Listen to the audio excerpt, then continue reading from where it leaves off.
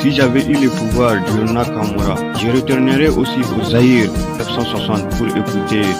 et me remémorer les vibrants discours de Patrice Lumumba sur les insultes, les coups et les humiliations qu'a suivi les Zaïre et toute l'Afrique.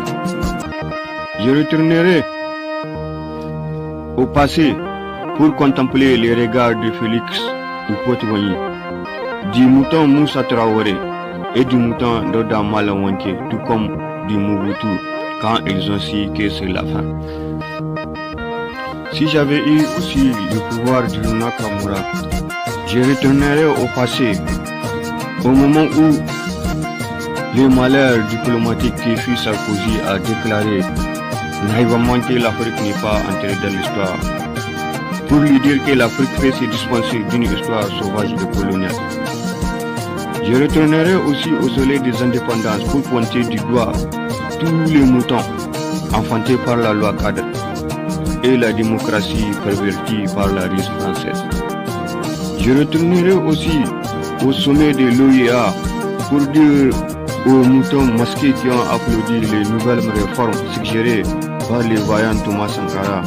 que la France n'a jamais détenu le monopole de l'histoire de l'Afrique et que c'est l'histoire qui fait les moutons et les héros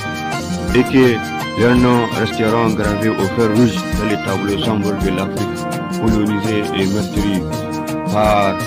la politique du ventre du mouton merdeux qui a emmerdé ses enfants et qui emmerde ses enfants.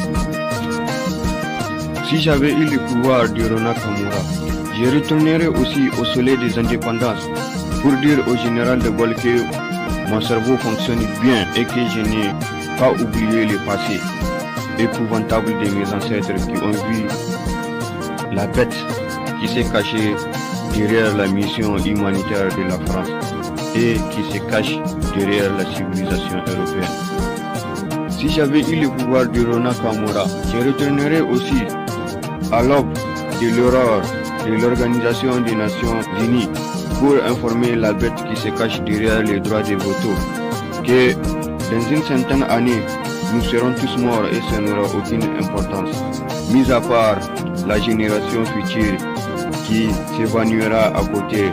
d'une bombe à retardement, d'un arsenal nucléaire qui ne connaît pas les frontières.